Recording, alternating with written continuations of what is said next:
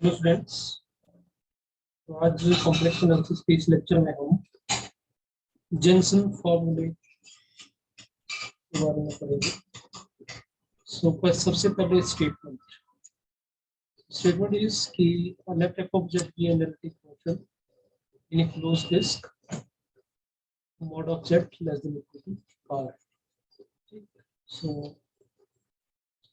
ये हमें एक सर्कल दिया है और डिस्क है तो इसका इनसाइड, तो जिसका ओरिजिन जो है वो 0 है। So this is capital R inside this.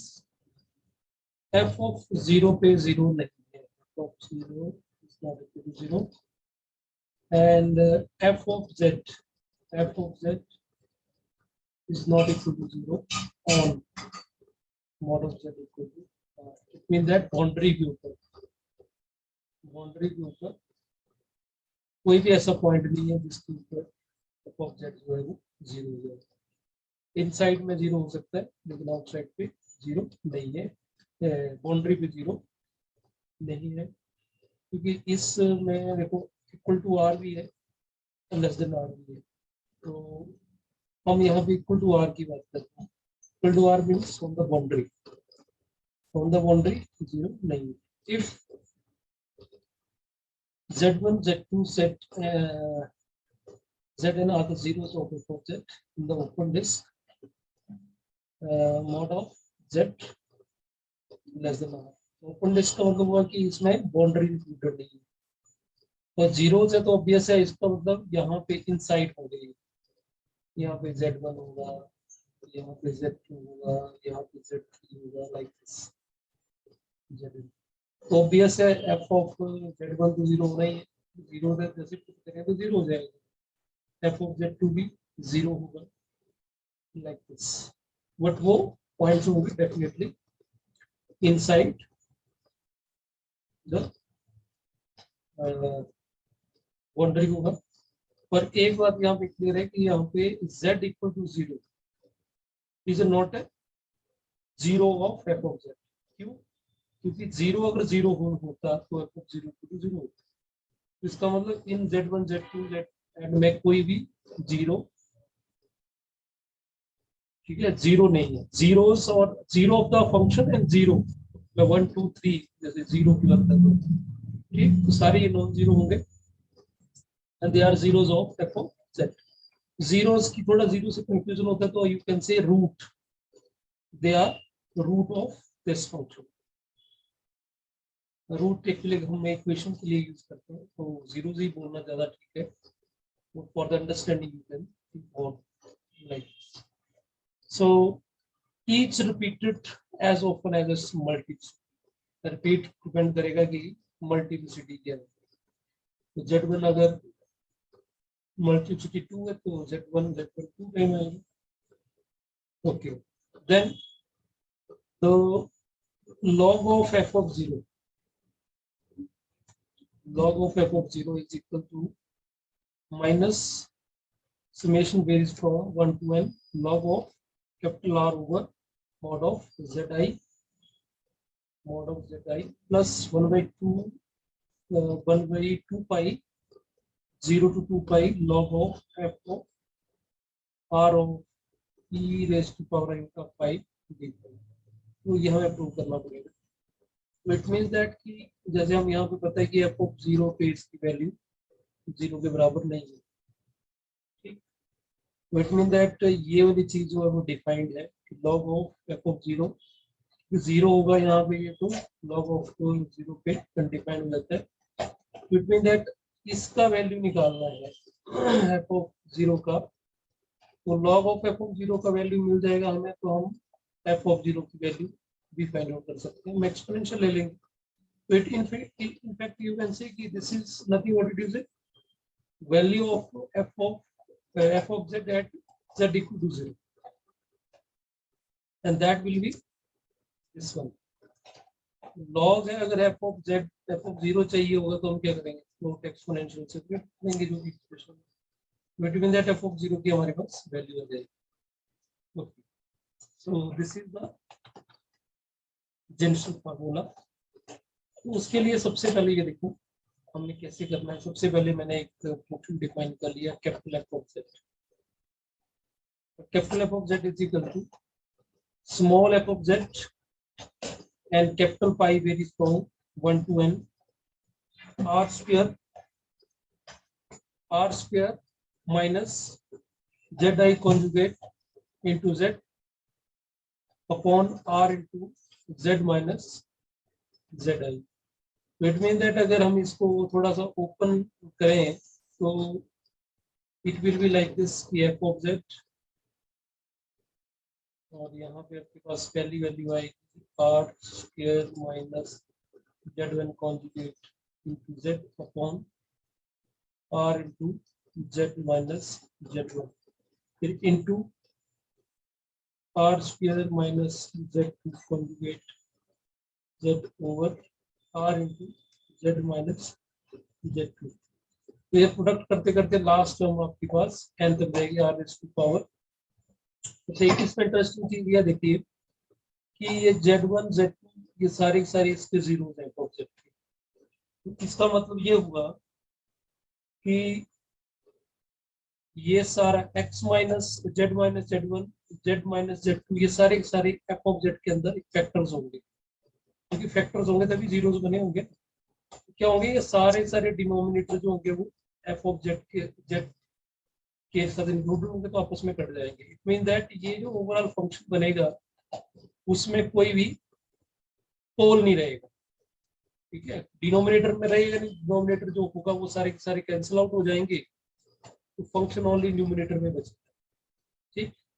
और न्यूमिनेटर बचेगा तो वो आपके पास अनडिफाइंड होने के चांसेस खत्म हो जाते हैं। तो that's why you can say कि देन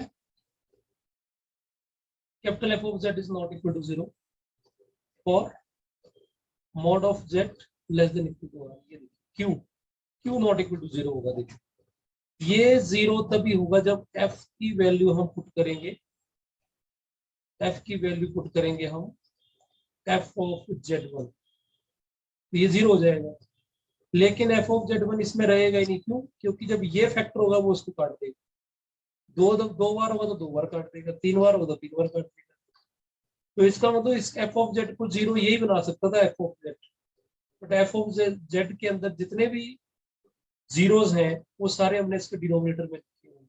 जो जीरोस वाले फैक्टर है वो सारे कैंसिल आउट हो जाएंगे। इट मीन दैट ये जो फैक्टर बचेगा उसके अंदर कोई भी ऐसा इस डिस्क के अंदर कोई भी ऐसा पॉइंट नहीं रहेगा जिसके ऊपर ये zero, definitely F of Z में वो नॉट इक्वल टू 0 हो जाएगा inside this disk. and f of z is analytic in any domain in which f of z is analytic. Definitely अगर ये f of z analytic है तो ये वाली चीज भी analytic हो जाएगी। So f of z तो analytic given DM है, ठीक है। अगर ये analytic है तो definitely capital f of z भी analytic हो जाएगा and non zero, तो साथ में ये non zero होगा on the open disk।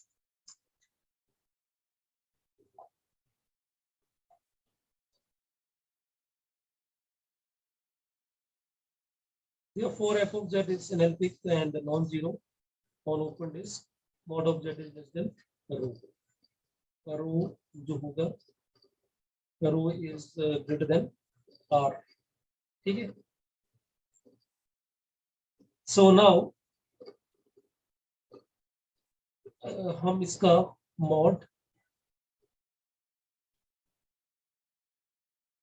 f of z का mod निकालेंगे।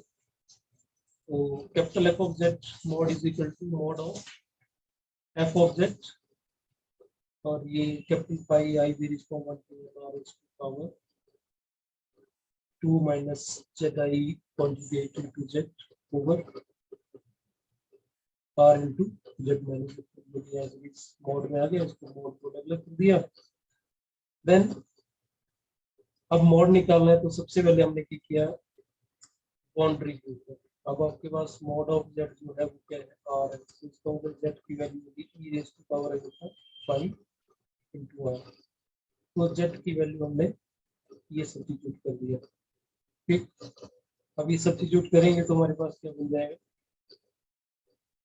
जेड की वैल्यू यहाँ कर दी r into e raise to का पाई, और यहाँ पे भी ई रेस टू का पाई, जहां जहां पे जेड है वहां पे ये सब्स्टिट्यूट कर दिया, बस इसको रहने दिया, ठीक है, इसको ऐसे भी रहने दिया। देन पुट करना है, पुट कर सकते हैं, कोई फर्क नहीं पड़ेगा, as it is carry out हो जाएगा, सिंप्लीफाई कुछ नहीं करेगा। हाँ, इसमें देखो सिंप्लीफिकेशन हो जाएगी, तो आर कॉमन आ गई, आर कॉमन आ गई, और डिनोमिनेटर में देखें तो यहाँ पे अगर ब्रैकेट ओपन करते हैं और ये देखिए यहाँ पे फर्स्ट टर्म में E raise to iota pi है, जब इसको कॉमन लेंगे हम तो यहाँ पे E raise to iota pi नहीं है, तो minus of E raise to minus iota pi multiply हो जाएगा, ठीक। जब मॉड लेंगे तो mod E raise to power iota pi का जो मॉड है वो कॉमन जाएगा, तो ये टर्म यहाँ से आपकी गायब होगी, मॉड लगना करेंगे, और ये आर ऊपर भी है और नीचे भी है, तो ये कैंसिल आउट हो गया, तो बी लेफ्ट विद दिस। अब इन दोनों के एक्सप्रेशन को ध्यान से देखें, तो नीचे वाला जो एक्सप्रेशन है और ऊपर वाला जो एक्सप्रेशन है उसमें जस्ट कॉन्जुगेट का फर्क, ठीक है। अगर मीन टू से दैट हमारे पास न्यूमरेटर में ये है e raise to power n pi, तो डिनोमिनेटर जो है हमारा है r माइनस कॉन्जुगेट का कॉन्जुगेट और e रेज़ टू पाई, ये टर्म है, ठीक। तो इसका मतलब अगर हम कॉन्जुगेट लेंगे तो माइनस आ जाए, तो इसका मतलब ऊपर जो है वो जेड है और नीचे जो है वो जेड कॉन्जुगेट है, तो जेड है और नीचे आपके पास जेड कॉन्जुगेट है, तो हमें पता है कि मोड ऑफ जेड और mod of Z conjugate same रहता है, तो इट मींस दैट ये हमारे पास एक तरह से क्या बन गया, r i z i cap z और e raise to iota pi, ये, और नीचे जो है हमारे पास बना वो r minus z iota e raise to iota pi का होल कॉन्जुगेट, क्योंकि आर के ऊपर तो कॉन्जुगेट का फर्क पड़ेगा नहीं, तो आप देखिए दोनों मैच कर रहे हैं, इसको ओपन करेंगे तो यहाँ बन जाएगा डबल कॉन्जुगेट, डबल कॉन्जुगेट का मतलब जेड आई आ जाएगा, यहाँ पे माइनस हो जाएगा, तो ये सेवन, और तो conjugate of a complex number और mod of conjugate of complex number और mod of complex number remain same, तो ये आपस में कैंसिल आउट हो जाएंगे, तो बी लेफ्ट के बजाय ये आपस में कैंसिल आउट हो गए, वन, तो ओनली हमारे पास ये, तो इससे क्या हमने देखिए दोनों का जो मैग्नीट्यूड है वो सेम है, कैपिटल एफ ऑफ जेड का, कैपिटल एफ ऑफ जेड का और एफ ऑफ जेड का भी ये है मीन है,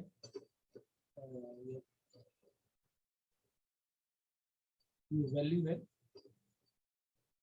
एब्सोल्यूट वैल्यू सेम है।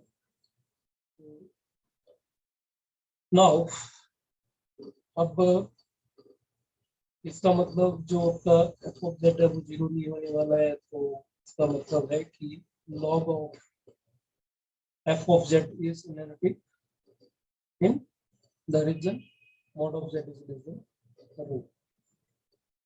Since f of z is analytic and non-zero in the mod of z is less than rho, as a result, the real part of log of f of z is harmonic in the region. ये हमने पहले पढ़ रखा है कि जो analytic function है उसका रियल और इमेजिनरी पार्ट दोनों की दोनों हार्मोनिक होते हैं। तो अब देखिए यहाँ पे हम लगाएंगे Gauss mean value theorem, Gauss mean value theorem की मैंने यहाँ पे स्टेटमेंट लिखी है, तो गॉस थ्योरम ये बोलती, गॉस मीन वैल्यू थ्योरम ये बोलती है कि अगर हमारे पास एफ एनालिटिक है डोमेन डी में और the circular region f of circular region z minus z not less than equal to r is contained in D, then value of f of z naught, value of f at z naught is equal to 1 upon 2 pi 0 to 2 pi f of z naught plus r e raised to power n theta dt।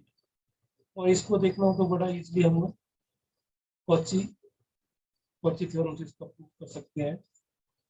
तो Cauchy theorem में आपको पता है कि यहाँ पे आपके पास simple क्या बनता है, f of z naught is equal to 1 upon 2 pi, ठीक, और यहाँ पे 0 to 2 pi z over z naught ऐसा रहता है, ठीक है। तो इसमें जब सम यूज करेंगे इस सूत्र को जैसे यहाँ पे हमारे पास r e प्रतीक आ जाएगा, ठीक, बाकी चीजें आगे सिंप्लीफाई करेंगे like this you can prove it. तो अब हम इस थ्योरम को अगर यहाँ पे यूज करेंगे लॉग ऑफ एफ नॉट के, तो हमारे पास जो रीजन है वो है Z mod Z is less than, और तो इसका मतलब जेड माइनस 0 होगा ना, ठीक। तो यहाँ पे जेड नॉट की जगह हमारी जो है 0, तो it mean that value at z naught, yeah, value at 0 is nothing but is log of f of 0 is equal to 1 upon 2 pi 0 to 2 pi log of f of यहाँ ना था z naught plus r, तो यहाँ पे बन गया हमारे पास 0 plus r e raised to power iota 5 d5, ठीक। तो इस तरह से हम यहाँ पे अब लॉग में मोड लगाना जरूरी है, बिकॉज लॉग का जो डोमेन होता है पॉजिटिव नंबर होता है, और भी आपका इस तरह से आएगा। ओके, नाउ इक्वेशन 1 में हमने एफ ऑफ जेड डिफाइन करा है, एफ ऑफ जेड डिफाइन करा है यहाँ पे अगर हम एफ की वैल्यू 0 पुट करेंगे तो we get f of 0, और आगे जो टर्म थी वो हमारे पास देखो यहाँ पे क्या एक्सप्रेशन में यहाँ पे है 0, तो ये टर्म 0 हो जाएगी और ये टर्म 0 हो जाएगी, तो यहाँ बचेगा आर स्क्वायर और नीचे बचेगा minus R Z I, A के आर कैंसिल हो जाएगा, be left with R minus R, clear हो गया। उसके बाद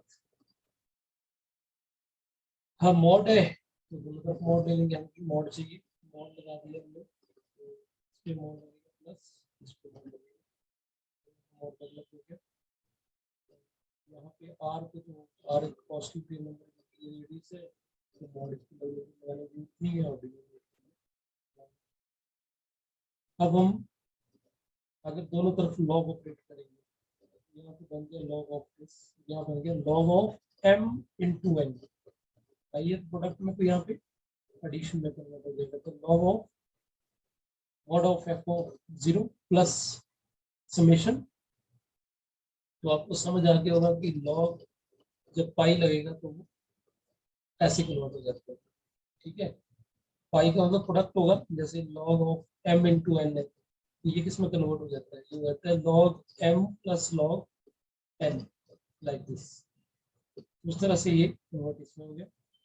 अब हम इसको सब्स्टिट्यूट कर देंगे इस इक्वेशन में, ठीक है। तो यहाँ पे अगर सब्स्टिट्यूट करेंगे तो ये राइट हैंड साइड तो आपकी एज इट इज रहेगी, इसमें कोई फर्क नहीं पड़ेगा। तो ये चीज जब हम ऐड करेंगे यहाँ पे, तो ये पुट कर दिया हमने, नेक्स्ट स्टेप में इसको शिफ्ट कर दिया, यही हमने प्रूव करना है। So this is the Jensen formula. इसमें थोड़ा सा आप ये गॉस मीन वैल्यू थ्योरम का प्रूफ या ऐड कर सकते हैं इसमें, बाकी इसमें वेरी सिंपल, थोड़ा सा आपको ये डिफाइनिंग याद रखनी पड़ेगी कि कैपिटल एफ ऑफ जेड क्या लेना, इसमें कोई दिक्कत नहीं है। अब इसमें एक क्रोलरी बनती है, देखिए कि in addition to the function F of Z is defined in theorem of above, let g of z also satisfy the hypothesis of above, with zeros in mod of z less than r at W1, W2, so and so Wn, and h of z is equal to f of z divide by g of z। ठीक, इसका मतलब जो यहाँ पे इसके अंदर z1, z2 ये zeros भी हैं, और W1, W2 ये सारे जीरोस, ये जीरोस f के हैं और ये g के। एक नया फंक्शन डिफाइन कर दिया h f of z over g of z। तो इसकी जीरो के ऊपर वैल्यू होगी, that log of h of 0 is equal to this one। तो ये देखिए, ये वाला बात f के लिए तो हमने अभी प्रूव किया, और g के लिए भी एज इट इज फॉर्मूला लग जाएगा जो किया। जस्ट फर्क क्या पड़ेगा, जहाँ पे रूट्स हमारे z1, z2, z3 so zn थे, वहां पे w1, w2, w3, w1, तो यहाँ पे हमने wi लिख लिया, g of 0 या w, बाकी यहाँ पे f तक यहाँ पे एज इट इज। नाउ हम क्या करेंगे, दोनों को सब्ट्रैक्ट करेंगे। क्यों? क्योंकि ऑब्वियस है, अगर हमने log of h of z निकालना है तो वो बनेगा log of f of z minus log of g of z। ठीक, log लगाएंगे तो ये डिनोमिनेटर में माइनस है, तो log of f of z, log of, इसको हम सब्ट्रैक्ट कर देंगे आपस में। तो दोनों को सब्ट्रैक्ट कर दिया हमने, दिस माइनस दिस, तो इससे क्या होगा, ये टर्म पॉजिटिव हो जाएगी। ठीक है, ये पहले लिखी पॉजिटिव वाली, और ये माइनस कर जाएगी। ठीक, बाकी ये टर्म्स भी ऐसे भी, ये एफ का टर्म आ गई और माइनस जी। अब ये log of m minus log of n is log of m upon n as भी, बाकी कोई ज्यादा चेंज इसमें आपको। यस, यहाँ पे W J,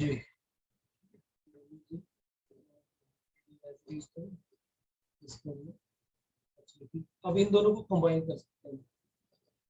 ठीक, क्योंकि यहाँ पे भी इंटीग्रेशन 0 टू 2 पाई है, यहाँ पे इंटीग्रेशन 0 टू 2 पाई है, तो बाहर 1/2 पाई तो 1/2 पाई, तो log of m minus log of n log of m। ये भी आपका h of 0 बन गया, और यहाँ h of r e raised to 5।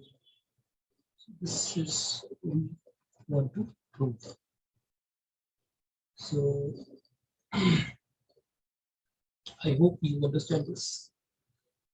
Thanks for this.